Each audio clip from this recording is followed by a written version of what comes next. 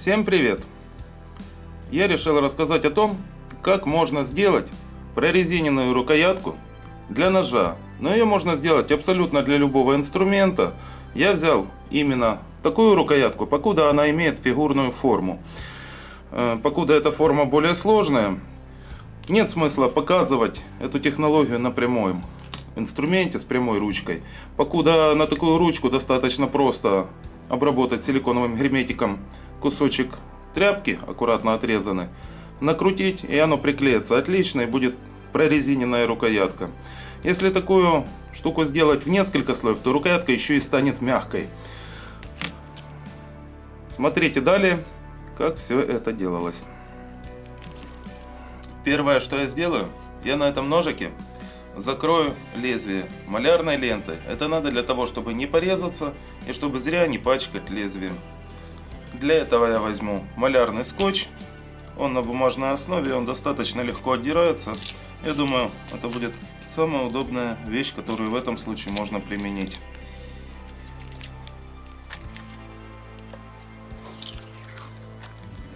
Слишком сильно при такой защите сдавливать рукой нельзя. Почему? Лезвие может прорезать запросто и будет порез на руке. Но я думаю, этого будет достаточно, чтобы удобно было обрабатывать силиконовым герметиком и тканью рукоятку. Теперь нам понадобится синтетическая сеточка. Это кофточка моей благоверной, которую она хотела уже выбросить, в общем-то. И она нужна, покуда она очень хорошо тянется и будет хорошо облегать рукоятку. Теперь я отрежу отсюда кусочек этой сетки, в общем-то, и продемонстрирую, как все это дело делать.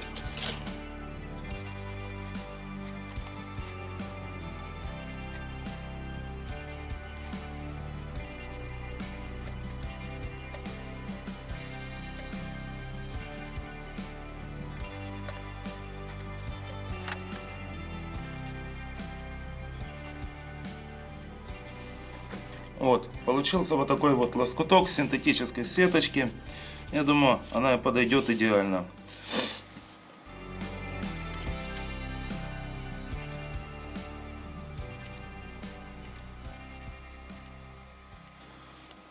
Для удобства герметик в шприц перегружен.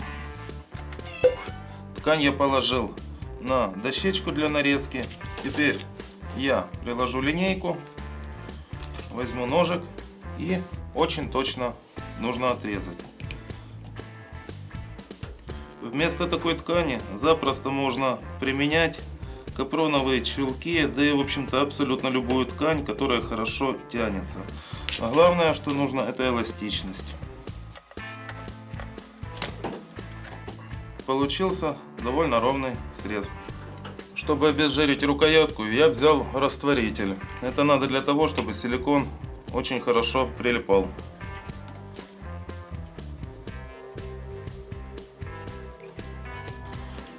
Гетинаксовая ручечка отлично обезжирена. Я думаю, этого будет вполне достаточно. Я нанесу слой силикона для того, чтобы ткань приклеить.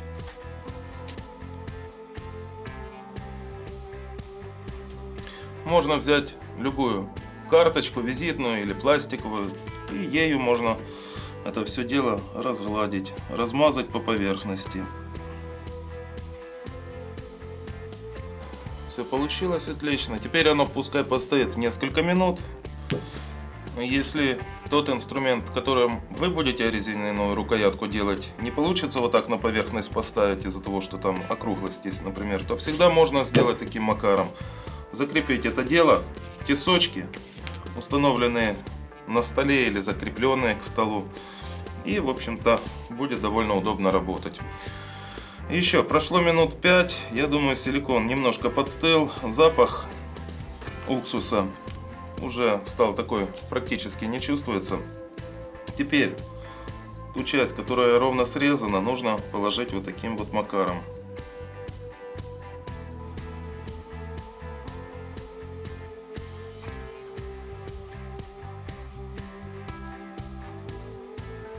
Ровно разглажено.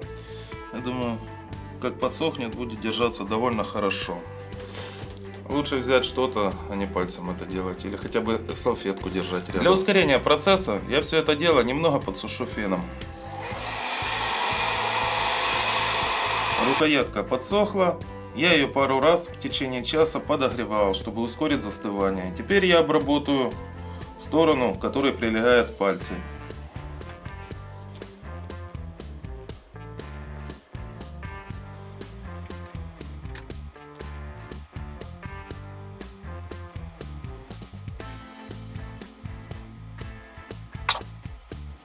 Прошло 5 минут.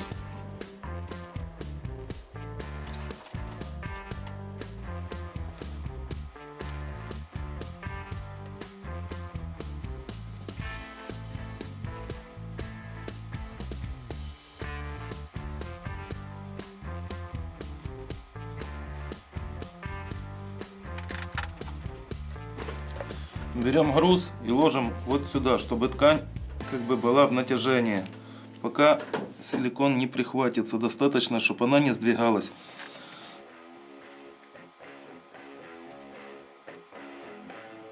Все.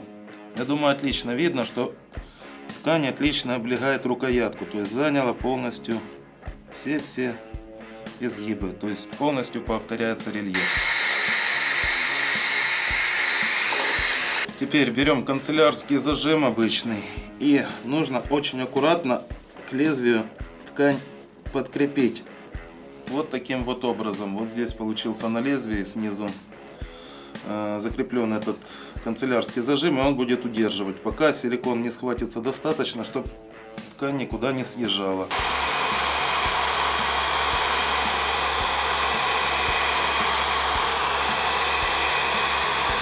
Сеточку в конце рукояти я натянул и надел вот такой вот зажим. Значит, здесь оно подсохло, прошло где-то около получаса. Нормально удерживается все. Теперь вот так вот нужно будет натянуть, промазать силиконом, и можно будет обернуть и снова вот здесь вот проклеить, там где идет вот эта вот фигурная часть, вот пальцы. Наращивать слои можно сколько угодно, тогда рукоятка станет немножко мягкой и держать ее будет достаточно удобно. Также с такой рукояткой обморожение руки не грозит.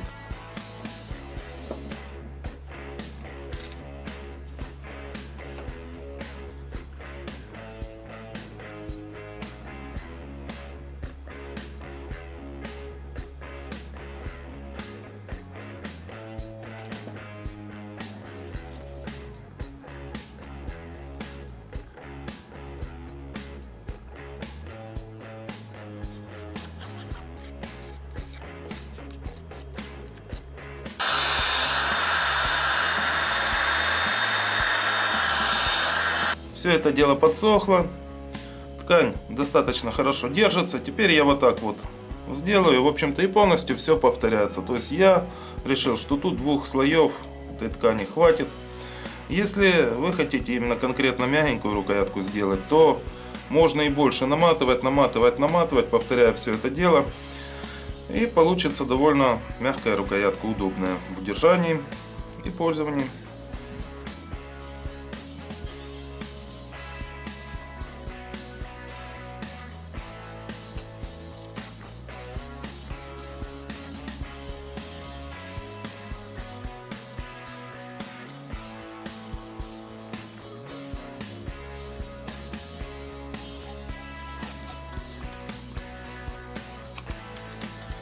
Все это дело подсохло, ткань удерживается. Теперь я необработанную часть обработаю силиконом.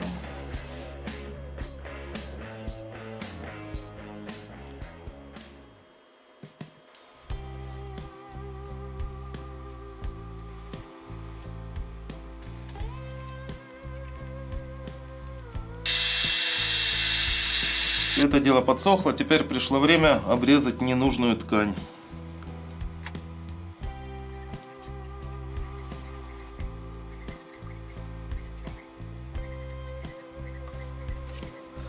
Теперь нужно взять изоленту и вот этот конец закрепить.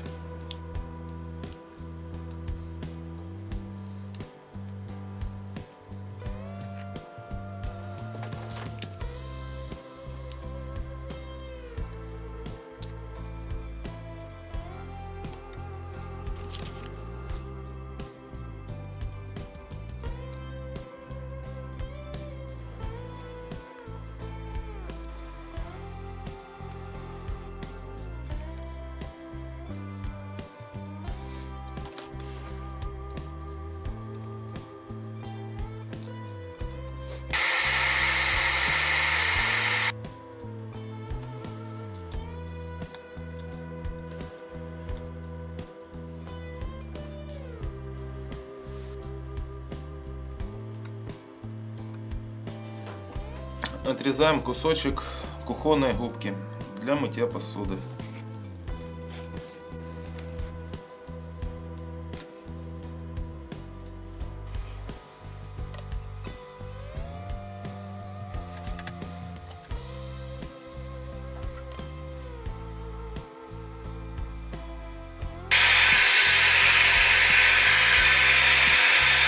Кусочек губки я зажал в хирургический зажим и аккуратненько силикон потихоньку наносил и его вот так растирал по поверхности. Получились вот такие вот как бы полоски, похожи на грубо шлифованный металл. Вот. Теперь он немножко сейчас подсох, то есть он еще такой не засохший, не застывший, а еще вязковатый. И я беру губкой вот так делаю, чтобы появилась как бы шероховатость, но это шероховатостью нельзя назвать, конечно. Но так, чтобы стала матовая поверхность, скорее это будет правильнее так сказать. И аккуратненько дотрагиваюсь и формирую вот такую вот поверхность прикольную.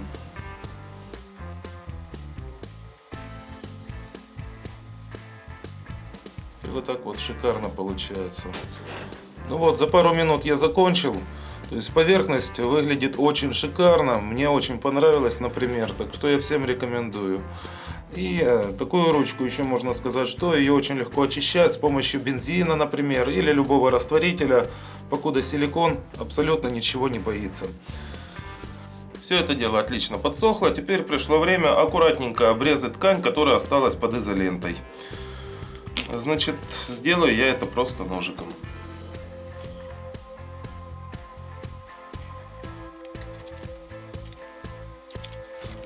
Все отлично очистилось. Я думаю, малярка была не зря наклеена. Вот, я присмотрелся, между лезвием и вот этой резиновой частью как бы осталась щель.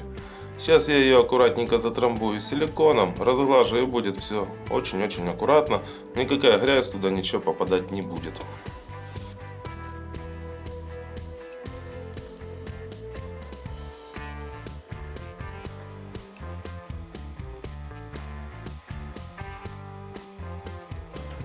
Я взял тряпочку и теперь аккуратно это все дело буду протирать.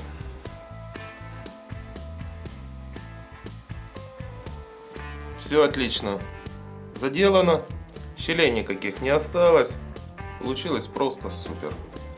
Всем, кому будет интересно, вот эта пила верхней части ножа была сделана очень просто.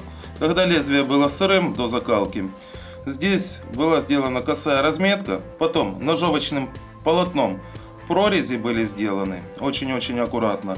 И после этого, то есть в перекрестные прорези, после этого обычным треугольным напильником были сделаны, выбраны вот эти вот штуки. И получились вот такие вот роскошные зубцы. Если не считать того времени, которое просто нож лежал, а рукоятка сохла, своего времени именно на то, чтобы обрабатывать силиконом, наматывать все это дело, я потратил не больше 1,5-2 часов. То есть я думаю, эта штука будет доступна каждому, тем более, что технология очень проста. Всех благодарю за внимание. Кому это видео было полезным, не забывайте ставить палец вверх, подписывайтесь на канал, будет очень много интересного и полезного, а также делитесь видео. Всем удачи!